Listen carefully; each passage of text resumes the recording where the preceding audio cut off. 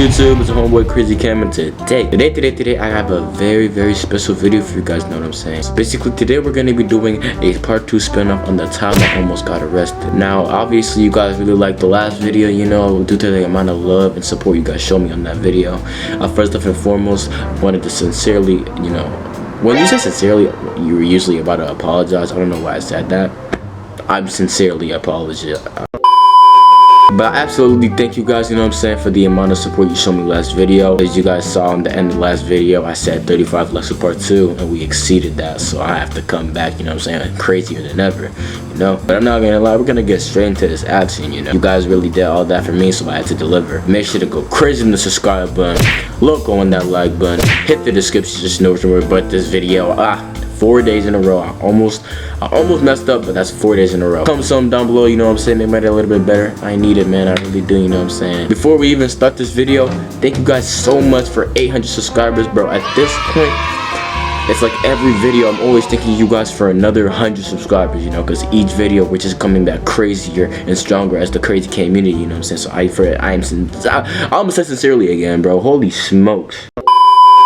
Thank you guys so much for 800. We're almost at 900. We are about halfway there. We are at 866 as of right now. We're trying to get up to 1,000, get monetized. I'm not even about the money, bro. Like, imagine Crazy Cam, 1K subscribers. Do you know how beautiful that would look, bro? Man. But let's get into this part 2, you know what I'm saying? Yeah.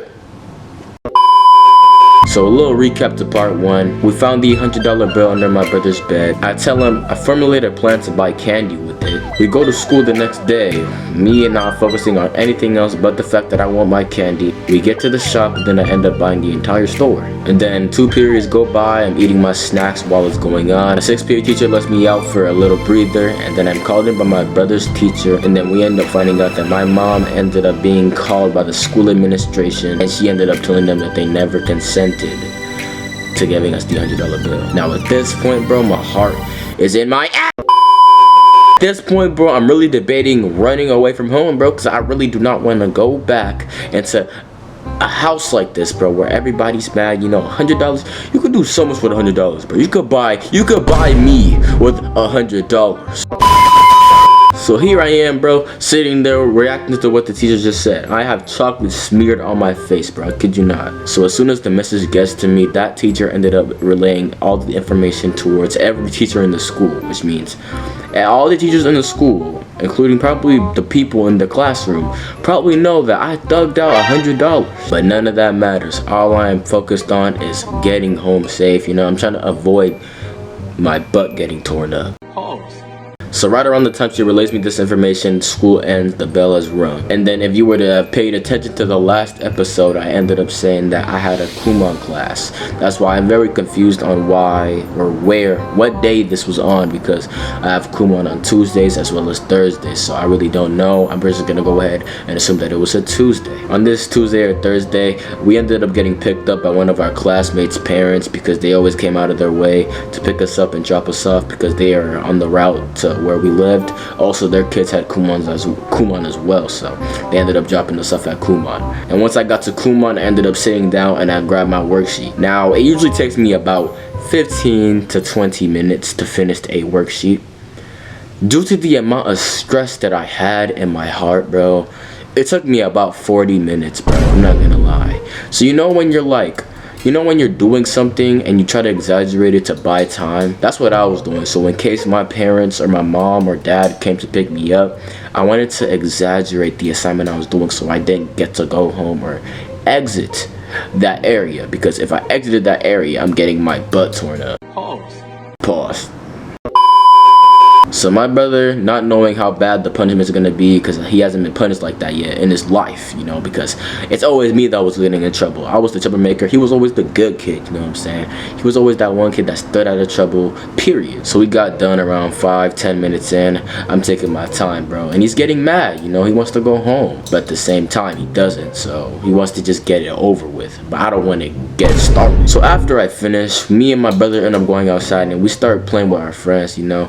So you guys will remember that we're still kids, you know. So we're just playing all types of games, you know. We was balling up some paper, shooting in the trash can, all these types of things, you know. We was playing tag, hide and seek, because that was a pretty big area, pretty big isolated area, you know. So while this is going on, everybody's getting picked up one by one by one. It takes about like a deficit of like 10 minutes for each person to get picked up individually. And then at the point of time where the last person got picked up, it was time for acceptance. Acceptance that I am literally in the end zone. The only part of my day, everybody labels parts of their days. At this point, I'm at the part of my day where I have to face my mom. And me, at this point, I'm thinking to myself, I really could have done more, or I really could have done more, because the consequence for this, it's gonna be bad. So I ended up thinking I really could have done more with this $100. You know, I have regrets. You know, I didn't do enough, and I'm really just thinking, was it really worth it? All of a sudden. So if you know my brother on a personal level, which most of you probably don't, every time he does something, he goes all in because he knows there's gonna be something on the other side waiting for him, so he gets as much as he can, and maybe he could escape with something. I do not know. But all that I know is he always has to spend everything, go 100%, or he's not doing nothing. You're probably asking yourself where you're going with this. So me and my brother are sitting on the bleachers outside of the Kuma, and then he comes up with this wise idea to get Baskin Robbins around the corner. You're probably wondering, where is this Baskin Robbins located at? So basically, around the Kuma, there's like a barber shop, you know, there's like what? I don't really remember, but there was like a whole lot of, it was like a mall, a mini mall, and Baskin Robbins was like, it was like a good 5-minute walk. So he had the wise idea with the change that we had, because I kid you not, bro, we held a little bit of remorse, so we ended up spending like around $40. So we had like $50 in change left, and we ended up spending a lot of that money on Baskin Robbins. I'm not gonna lie, bro, I listened to him, bro, and at first glance I was just like, are you crazy? Like, are you stupid? Are you dumb? Are you dumb? So it took me a minute to really digest what he just said. We are already deep enough, you know what I'm saying? We is already in that mindset where like, bro, you're being so for real, like, we're really about to do this right now. And then he ends up just explaining it to me, breaking it down for me. If we're gonna go out, we have to go out with as much as we can, because at this point, if we go out like this, we're gonna be regretting for the rest of our lives what we could have done with the rest of that money. Hold on, bruh, give me a sec. My bad, bruh, I wasn't locked in. What's good, Nardi? What you up to, bruh? Yo, bruh, you finna speak, or like, what's the plan, bro? Yo! Enough! So I'm thinking my brother's crazy. At this point, bro, I am scared. I am paranoid. That's the word for it.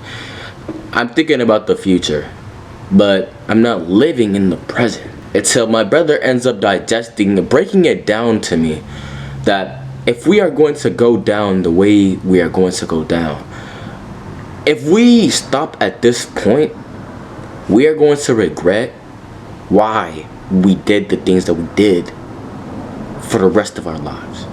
Alright? Now I do regret the things that I did, don't get me wrong, but we are going to regret it even more if we don't go to Baskin Robbins and get what we need. Alright? We have to leave no stones unturned. But if we go, we have the satisfaction of knowing that we went out like troopers, bro. So what are we gonna do? Am I gonna go to Baskin Robbins? Punishment is less severe, and she is less mad. Or am I gonna go to Baskin Robbins? Punishment is more severe, but we have less of a regrets for the rest of our lives. What am I gonna do?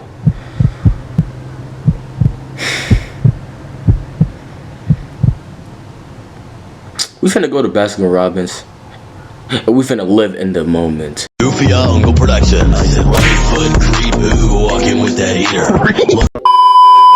So as soon as the decision is made, we make our route to Baskin Robbins. So this kind of takes my mind off the fact that my mom is coming for my cheese.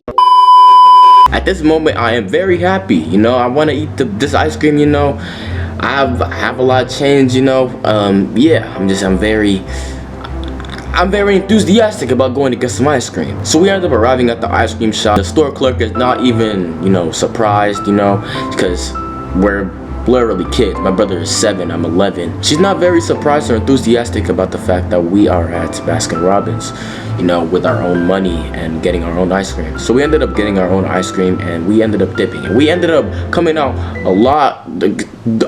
with a lot more than we had already expected. We ended up coming out with like 2 full barrels and a milkshake, bro. I'm not gonna lie, bro. We was eating good. Around 5 minutes go by, we ended up finishing the barrel of ice cream. Not gonna lie, we ate that thing up, especially because my mom was coming, you know. We had to eat. And then we ended up drinking on our milkshakes, you know. Our milkshake was very good. I was very locked in when it came to drinking that milkshake. You know, I had to finish it because it was so good. I'm not gonna lie, bro. I'm gonna have to take a minute to describe what the feeling was. An angel from heaven is peeing in your mouth.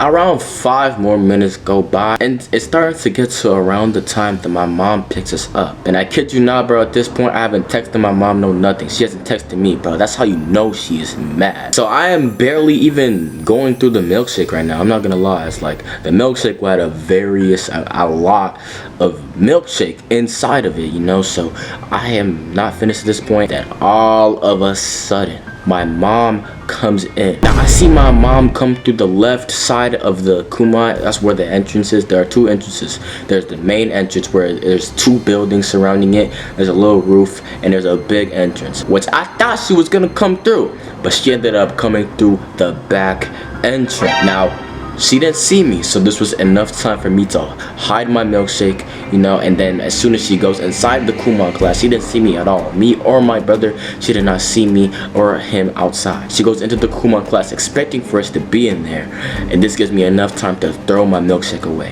So we were able to escape without her knowing about the ice cream. So the punishment we thought or believed would be less severe. So at this point we are chilling, we are fine.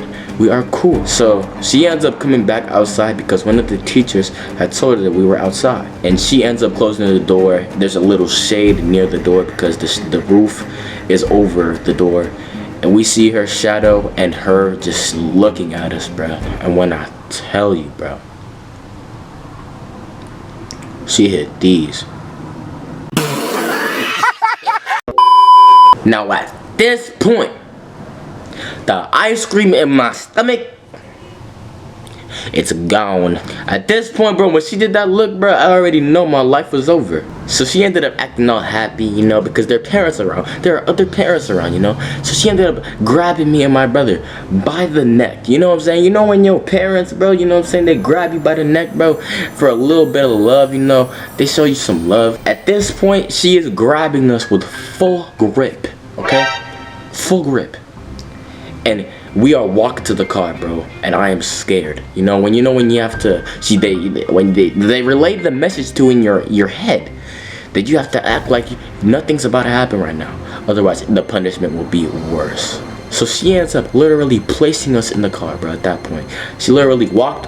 She put my brother in the car, walked around, and put me in the car. And she gets in the front seat and starts driving. And as she starts driving, 7 minutes go by. 7 minutes.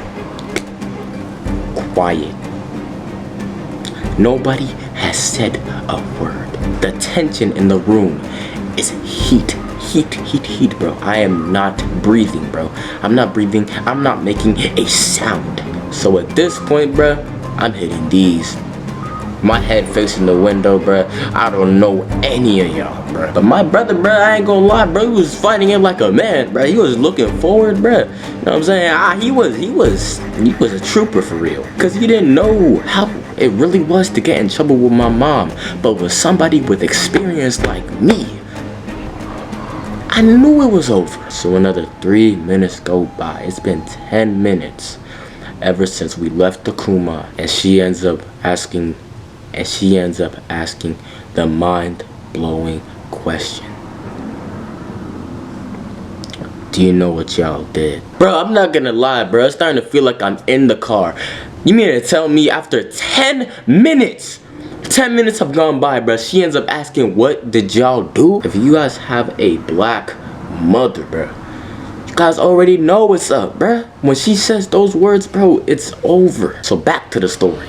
Me, bro, at this point, bro, I'm still hitting these, bro. You know what I'm saying? That first time they said, bro, you gotta act like you didn't hear them. You know what I'm saying? My head is literally just prostrated towards the window. I didn't hear nothing. My brother at this point, he also does not. He acting like you don't know nothing either, bro. So this ends up igniting a fire under my mom, you know, because she does not like to be ignored. She will be heard. She ends up asking a second time, do you know what y'all did? At this point, bruh, I'm still, you know what I'm saying? I gotta act like there's some earwax in my ears, you know, that ain't been unclean, bruh. So I'm still hitting these, bruh. I'm sorry. I'm not answering you right now. And then my brother, he ends up building up the courage, bro, to say, no, I do not know what you're talking about. Now after this, my mom didn't say anything for like another good 2 minutes. Now I thought at this point we had moved on from the conversation and we had moved on into our lives, you know, into the future, you know what I'm saying? Until she ends up asking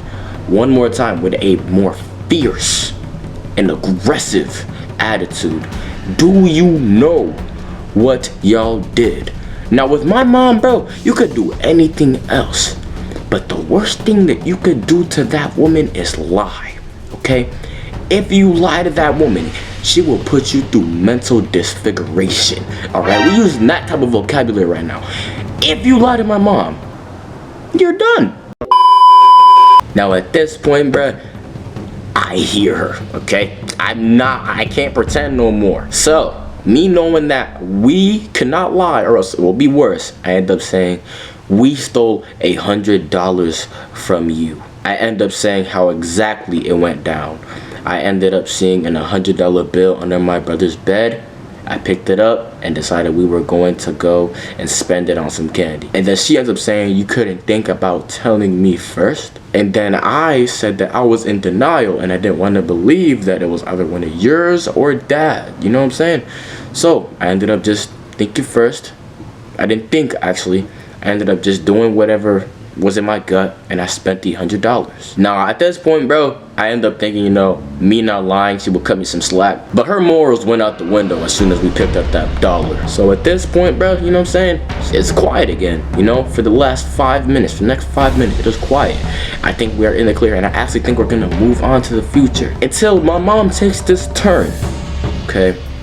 She ends up taking this turn that I've never seen us go down before. Now, at this point, I'm asking myself, where are we going? I have never seen this route before. I've never been down this route before. So where are we about to go? A couple minutes go by, you know, 3 minutes go by. I end up seeing cars that we are all very familiar with. Cop cars. I start seeing those along the way, you know what I'm saying? And I start really getting concerned at this point. Why are we going to a direction where cop cars are parked? So I end up speaking up. Mom, where are we going right now? This is not the direction that we usually take. And she says 2 words. You will see. Not you will see. You'll see. Now at this point, bro, I'm propped up, bro, and I'm looking at my brother. I'm hitting these. And I'm just like, where are we going? He has no idea. Around 2 minutes go by. And we start driving slower, you know. We start driving into the place where we were going for the entire time. Around 2 minutes passed after this. My head is filled with thoughts and emotions, and I really do not know where we're going at this point. Until the GPS ends up saying, destination to the right. I eye the building. I eye the gate. I see 2 bodyguards waiting, looking hungry. She took us to the police station. Yo, this crazy woman literally took us to the police station for $100. At this point, bruh, she ends up saying, if you wanna be a thug, you finna live the life of a thug.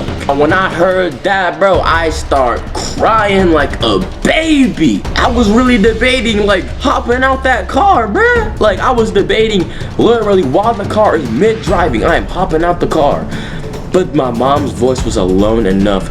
It was alone enough able to keep me down in that car and for me to humble myself. Now at this point, bro, I am crying, bro. I am tapping the car seat, bro. I want to get out. My mom is holding no remorse at this point, bro. So you can, when your parents hear you crying, bro, they do not care. I'm telling you that right now. And the cause of me crying caused my brother to cry. So he ended up being very scared. So my mom ends up parking, bro, and she ends up getting out the car and she is walking towards the police officer.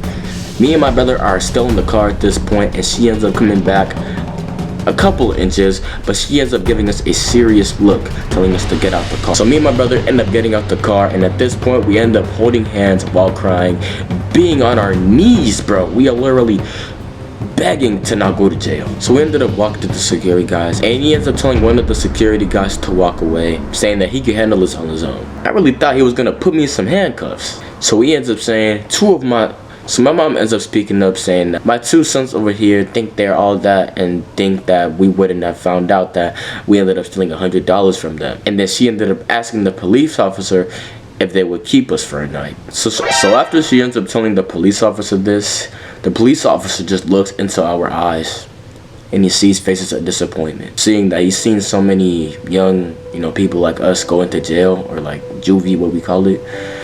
It's the fact that he didn't see that type of person or like those type of individuals in me and my brother, so he thought we could rise above that, and instead of doing that, we were going down the path of any other kid. So he ended up saying that if you want to be like all these other people in custody, keep doing what you're doing, because if you guys gonna keep doing this, we're gonna end up doing that. So after he ends up saying this, we have a realization that we are not going to jail today. And my mom, I see the expression on her face, bro, and she ends up realizing that she went too far. Now, I don't know how she feels about it to this day, but maybe she feels like we deserve it to this day. We've grown because of it. But at this point, she ends up agreeing with the officer. The officer just looks into our eyes, and he says that we could be better people than we originally thought we could be. Now at this point, bro, I'm struck back, and this cop ended up changing my life forever, because now I know what I want to be. I know what I don't want to be as well. So I end up knowing that I'm never gonna do that type of thing again, because I'm not trying to go through that again. Like I told y'all in my last video how I felt about this story. So after all this happens, we end up saying that we understand and we will never do this type of thing again, and we vowed it. Now at this point, I end up looking at my brother, bro. We end up getting in the car first. We end up walking to the car with our mom, and she was like, I hope you guys learned a lesson today, and that if we want to spend money, it should be our own and nobody else's. So we end up getting in the car, another quiet ride home, and at this point, bro, we learned our lesson, and we will never do that again. And I thought it was, we look towards the future. We're gonna look towards the future, and we're gonna forget this ever happened. And as we're driving home, we could pull up in the driveway. My mom ends up parking on the sidewalk, and then I see my dad pulling in at the same time. So now I've already just dealt with my mom's side. Now I gotta deal with Pop's side. And my Pop, my mom's more of the physical destroyer. She's gonna destroy you.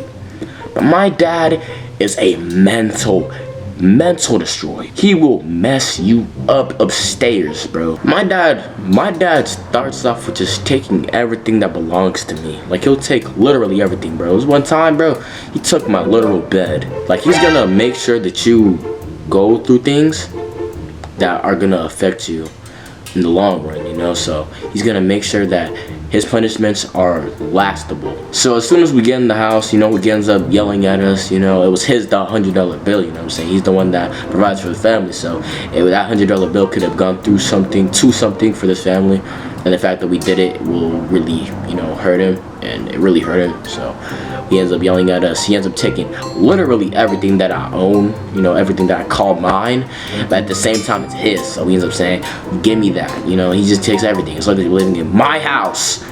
You're not gonna be stealing my money, especially, because imagine if my kid did that to me. I'm not even gonna imagine having kids right now, I'm not gonna lie.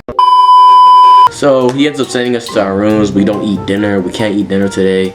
And I'm not gonna lie, I didn't even need dinner because that ice cream. You know, they don't know at this point, but you know, we know deep down inside. So at this point, bro, me and my brother are in our own room. You know, we actually had the same room at the same time, so I actually forgot. So my brother ends up going to the bathroom, and before he ends up going to the bathroom, I end up telling him that Mom and Dad think that I'm the only bad guy in this, but they don't know that it was your idea to go and get ice cream. Now, I'm not going out like that, respectfully. So I start thinking to myself, if I'm gonna be going out as the bad guy, I might as well make my brother the bad guy too. I was being an L-man for this, bro. I end up telling my brother that I'm gonna rat on you about what you did so that I am not known as the villain or the antagonist in this story. And my brother at this point is begging me not to do this, you know, but I couldn't live with myself if I was known as the only bad guy. So my brother ends up going to the bathroom hoping that I would not do it, but I could not resist. So I end up going into my mom's room and I end up telling her about the fact that my brother wanted to spend all that money, the change that we had, on ice cream. Now her knowing this, now what do you expect my mom to do? You expect her to sit there? Oh, you could have ate that ice cream. You guys already learned your lesson. Or do you expect her to get up out that chair, knowing that she could have had more change, and absolutely beating our cheek? So what is she gonna do?